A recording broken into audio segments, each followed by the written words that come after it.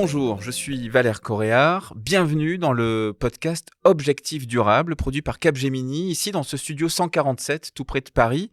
Ce podcast tend le micro à celles et ceux qui portent la voix du changement dans leur entreprise. Alors dans ce nouveau numéro, on va parler d'un thème majeur, la biodiversité, le vivant donc, et les données disponibles sont inquiétantes. 75% des milieux terrestres, 40% des écosystèmes marins sont fortement dégradés.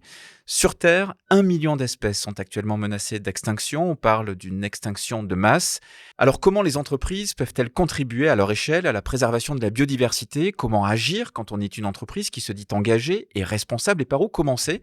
Nous allons voir pourquoi et comment deux entreprises mondiales, l'une dans le secteur des vins et spiritueux de luxe, l'autre dans l'agroalimentaire, s'emparent de ce sujet central. Pour en parler, je suis avec Sandrine Sommer. Tu es directrice développement durable de Moët Hennessy. Bonjour. Bonjour Valère. Et Pauline Cristofini, tu es responsable RSE de Nestlé France. Bonjour Valère. Bonjour. Alors, j'aimerais bien peut-être commencer par ce qu'on pourrait appeler un pitch, les données principales du groupe. On va commencer avec toi, Sandrine, pour Moët Hennessy. En quelques mots, ce groupe fait quoi, pèse quoi et quelle est la place de la RSE en son sein ? Alors, Moët Hennessy, c'est l'activité vin et spiritueux du groupe LVMH. La RSE, elle est évidemment au cœur de la stratégie de Moët Hennessy et on a travaillé depuis longtemps sur ce sujet et on a décidé de le structurer et de l'intégrer dans un programme qu'on appelle Living Soils, Living Together, dans lequel on a 4 grands piliers. Un pilier sur la biodiversité et la régénération des sols, un pilier sur le climat, tout au long de la chaîne de valeur, et la réduction évidemment des émissions carbone, un pilier sur ce qu'on appelle la dimension sociétale, et notre première responsabilité sociétale quand on produit et on vend de l'alcool, c'est de promouvoir une consommation responsable, et un dernier pilier qui est plutôt pour nos équipes, nos people, et toutes les thématiques de bien-être, sécurité, santé, transmission, diversité, inclusion. Donc ça, c'est la place de la RSE, le programme Living Soil, Living Together chez Moët Hennessy. Très clair. Pauline Cristofini, donc tu es responsable RSE et biodiversité de Nestlé France. Pareil, en quelques mots, pour comprendre les contours du groupe Nestlé et la place de la RSE dans ce groupe. Nestlé s'est implanté en France en 1868 et depuis, la France représente aujourd'hui le premier marché pour Nestlé en Europe. Nestlé France, aujourd'hui, c'est 10 000 collaborateurs, 17 usines en France, 4 centres de R&D aussi en France, et c'est 60 marques emblématiques dans 11 catégories de produits complètement différentes.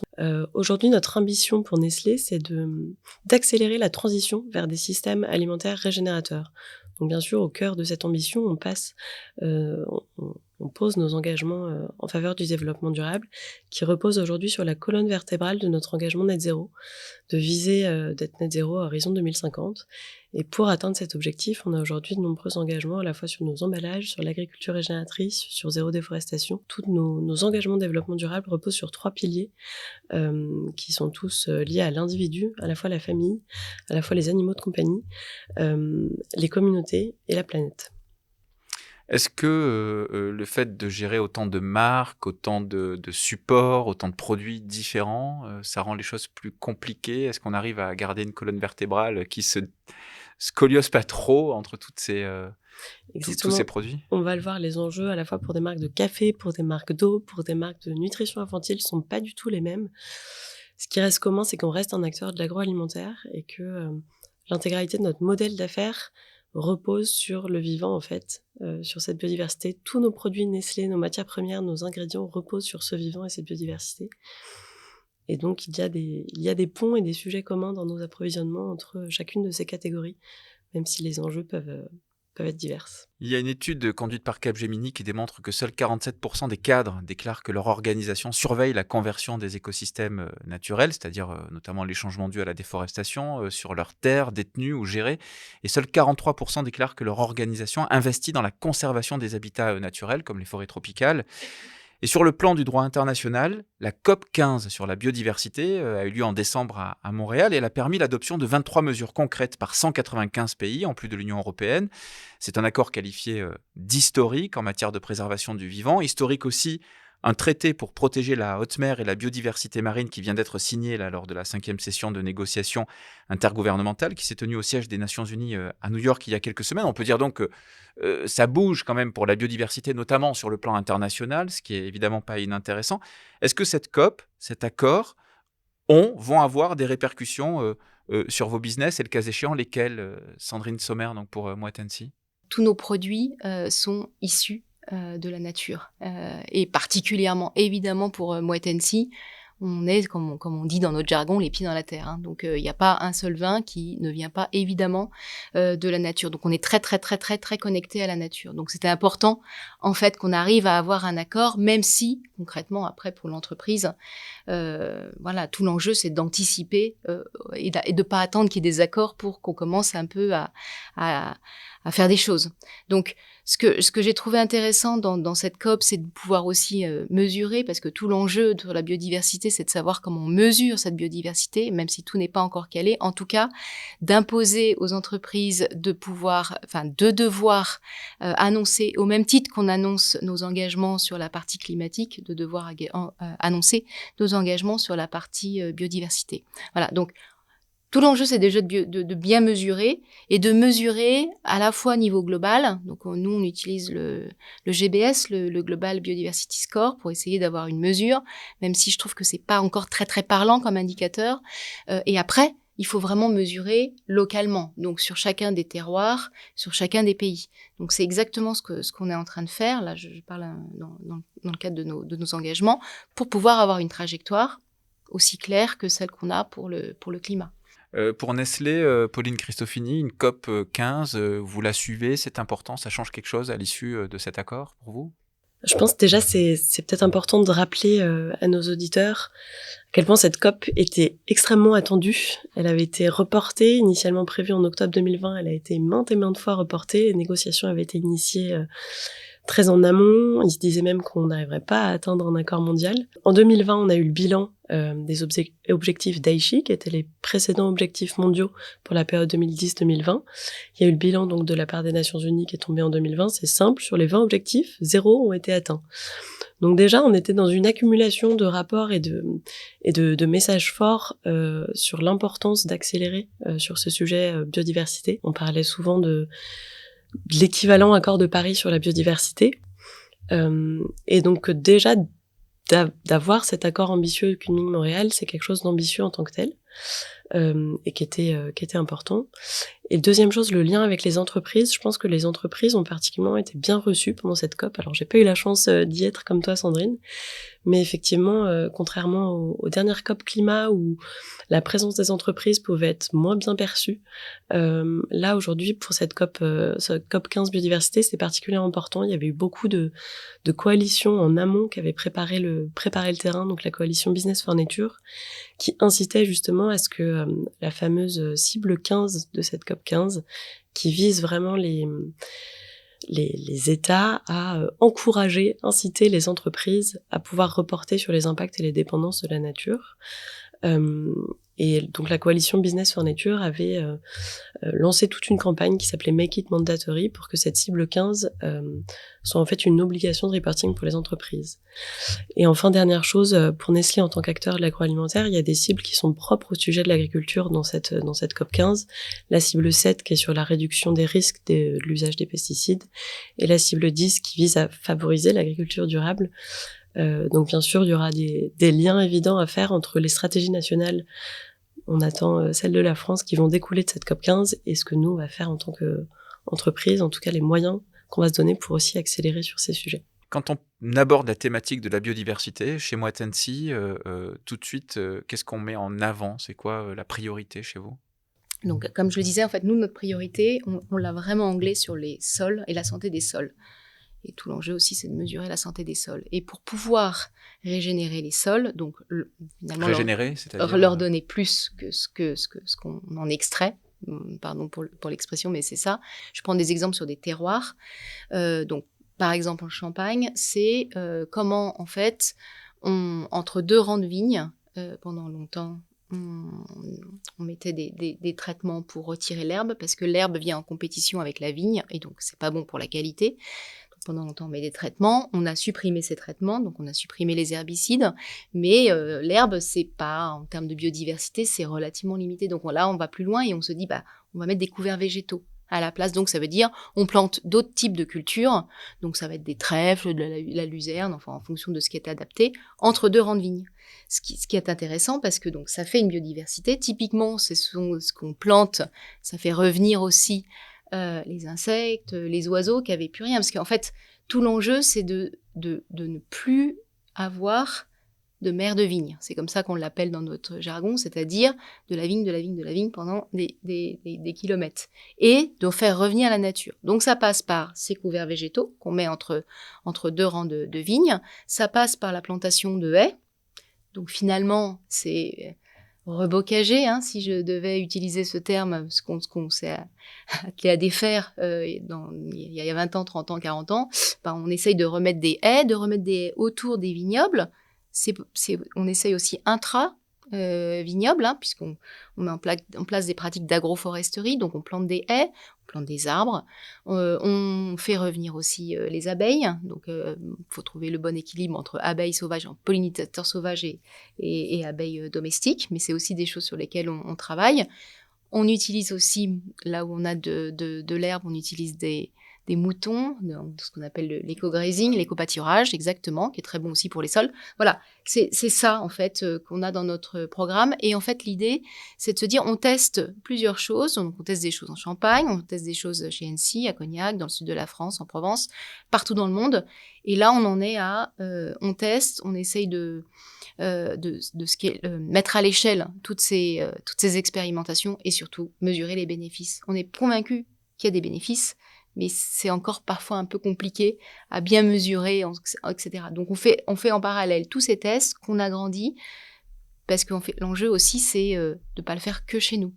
L'enjeu, c'est d'embarquer nos partenaires, puisque donc on achète nos raisins, quand on parle de raisins, à des partenaires, enfin à des vignerons, des viticulteurs de la région. Donc d'ajouter dans un cahier des charges à un moment donné, fournisseurs. Exactement, exactement. Et vous faites savoir ces pratiques-là, vous communiquez déjà dessus ou c'est encore un peu tôt? Vous en êtes où sur la prise de parole? Si, on commence à en parler. Encore une fois avec le bon ton, parce que je précise, on teste beaucoup de choses, donc il faut quand même être un peu humble sur le sujet. Et comme on veut quand même dans le même temps accélérer, embarquer, etc., on a créé un événement dédié l'année dernière qui s'appelait le World Living Soils Forum. Pardon, c'est toujours très anglais. Donc, on a invité des entreprises, petites et grandes entreprises. On a invité des scientifiques, très important. On a invité des ONG, on a invité des étudiants. On a invité évidemment les institutions et le gouvernement. Et l'idée, c'était de rassembler tout ce monde pour partager. Et justement, pour apprendre les uns des autres. Et c'était pas dans un souci, alors je reprends, c'était pas dans un souci de communication, mais de communication entre nous, ne serait-ce que pour profiter des best practices qui peuvent déjà être faits partout dans le monde. Quand on parle biodiversité, chez Nestlé, c'est quoi le parti pris, s'il y en a un? Donc c'est déjà première étape, et c'est d'évaluer à la fois nos impacts et nos dépendances à la nature sur toutes nos chaînes de valeur, pour après pouvoir prioriser et se dire sur quel écosystème effectivement on se concentre, on priorise nos efforts étape par étape, ou après on a 2 leviers d'action, on minimise nos impacts d'un côté, et de l'autre côté on régénère, on restaure, on vise un impact même positif sur cette biodiversité. On a de nouveau régénéré qui revient donc. Exactement. Pour Nestlé France, du coup, intégrer la biodiversité, c'est vraiment intégrer cette thématique dans chacun de nos programmes et nos engagements d'ores et déjà existants. Sur l'agriculture régénératrice, on a un engagement aujourd'hui de sourcer 50% de nos matières premières clés issues de l'agriculture régénératrice d'ici à 2030. Donc engagement assez ambitieux. C'est comment on intègre justement de la biodiversité, comment on la suit, comment on la mesure. Donc on retrouve tes enjeux, Sandrine, dans des milieux agricoles. Voilà, des vrais enjeux de intégrer la biodiversité, mais tout au long de notre chaîne de valeur et dans chacune de nos catégories de produits et de nos marques, sans se limiter à une seule et unique espèce. Est-ce que l'innovation est une alliée dans cette quête à la fois de préservation et peut-être même de régénération de la biodiversité chez Nestlé? Je pense honnêtement, le gros enjeu pour la biodiversité, c'est déjà de la connaître. j'ai plus exactement les chiffres en tête, mais il y a énormément d'espèces aujourd'hui qui sont même pas classifiées, qu'on ne connaît pas encore, notamment dans les fonds marins. Et donc il y a un vrai enjeu de suivre, de connaître, pour être sûr de respecter justement les engagements qu'on prend. Par exemple, depuis 2017, Nestlé travaille avec l'outil Starling qui, avec des images satellitaires et des images radar, permet de suivre les couverts forestiers de nos approvisionnements d'huile de palme en Indonésie, pour justement être sûr, comme une vérification à distance de nos engagements sur le zéro déforestation, suivre ces couverts forestiers à distance et donc avoir un complément des audits ou des contrôles qui peuvent être faits sur place, mais avec un suivi dans le temps. Après, le deuxième volet, je pense qu'il est important de savoir qu'on parle biodiversité, c'est que la meilleure solution, c'est toujours de laisser la nature seule reprendre ses droits. Et donc l'innovation aussi en se basant sur le fonctionnement naturel des écosystèmes, finalement, je pense que c'est la meilleure innovation pour préserver et restaurer la biodiversité. On voit bien qu'il y a un peu de biomimétisme finalement dans l'approche, c'est-à-dire c'est l'innovation en observant la nature et en s'appuyant quelque part sur elle pour la régénérer. Oui, parce qu'en fait, quand on parle de nature-based solution, c'est exactement ce que tu dis, c'est-à-dire en fait, il y a dans les solutions de la nature sont au cœur du dispositif. Après, je pense que dans les innovations, il y a des choses aussi intéressantes à creuser. On parlait des intrants. Nous, on a aussi pour limiter nos impacts. Évidemment, l'idée c'est de limiter les intrants sur les vignobles. Et donc là, il y a aussi de l'innovation à faire. C'est-à-dire comment on trouve des solutions alternatives naturelles pour quand même limiter évidemment les maladies.